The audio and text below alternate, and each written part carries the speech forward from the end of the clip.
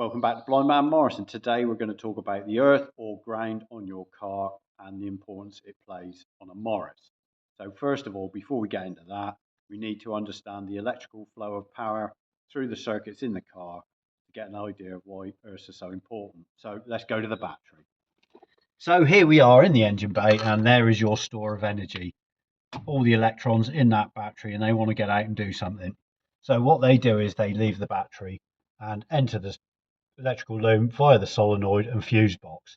So let's take the headlight, the simple circuit, and see and follow the path of power from one end to the other. So we go from the battery over to the solenoid, solenoid to the fuse box into the loom, loom to the switch, and that's where it stops until you pull the switch on. You either flick your toggle or pull your pull switch, and that acts like a gate and allows the electrical power through back into the loom, through the loom to your headlight, and the light don't come on yet because you haven't completed the circuit. Leaves the headlight, and this is where it gets funky. So it comes down out of the headlight and down to where I can find it there. You seen that? Yep. And that connects to the body of the car. So there we go. So it leaves the light and goes to the body of the car and then finds its way back to the battery via the body of the car, using the car's body as its earth. So here's a trick question. How many earths are there on a Morris? One. It's the body of the car. So there we go. So how do the components on your engine block earth? Because obviously the engine and the gearbox are rubber mounted to cut out vibration. So you've got three main components on your engine block. They are your dynamo or alternator, your distributor, and your starter motor. And they earth somewhere interesting. So I'm going to slide Amber underneath the car. So over to you, love. Okay, so here I am underneath the car again, and here is the gearbox to body earth strap. So you can see it there connected from the gearbox to the body of the car.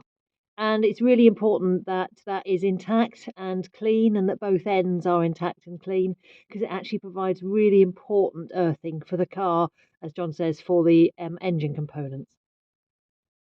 So we've seen the main connection from your engine block to the chassis of the car to earth the components on the engine. And now let's find some of the other common places where your components are earthed through the body of the car. So there are obviously headlight earth. There's one this side, and there's one that side. There's your petrol pump earth, which earths on the side of the battery tray. There's your obviously your main battery negative earth strap here, which goes from your battery tray back to your earth. Unless you're positive earth.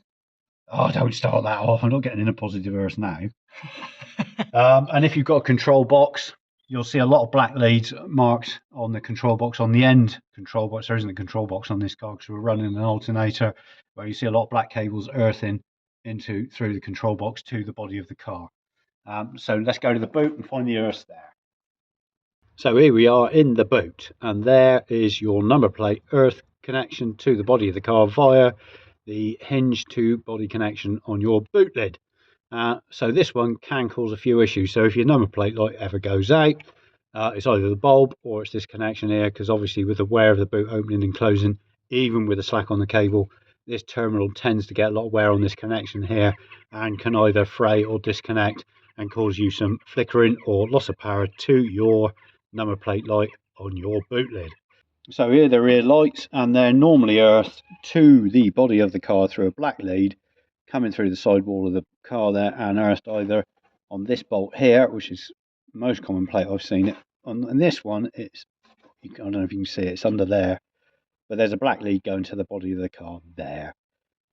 So if you ever see any leads going from a component to the car and they've got a black lead or black wire on them, that's an earth. So it goes from your component and it is bolted directly to the body of the car. That's normally an earth, and they tend to be black unless the wiring loom's been hacked over the years, which is quite common, and the earths have been changed because they've got corroded and got manky and enough cable left to cut and refit, and they've refitted another cable, and whatever cable was to hand was fitted at the time, so it may not always be black.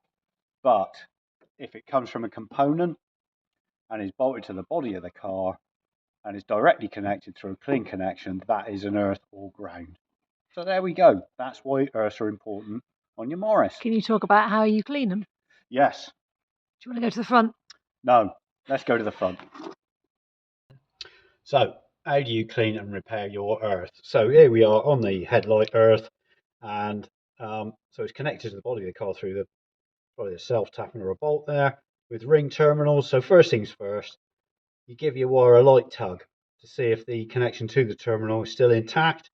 Then you can undo your bolt, clean the terminals till they're nice and bright with a bit of emery board or wet and dry, so they're really shiny.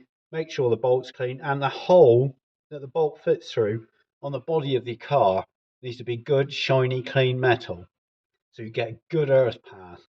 Then you bolt it all back together, and then a dab of dielectric grease on top to keep the moisture and corrosion away, and that'll give you a good earth to the body of your car and stop you getting some of those really interesting electrical gremlins that may occur on some of your components on your car. And there we go, and that's why good earths are important on your Morris.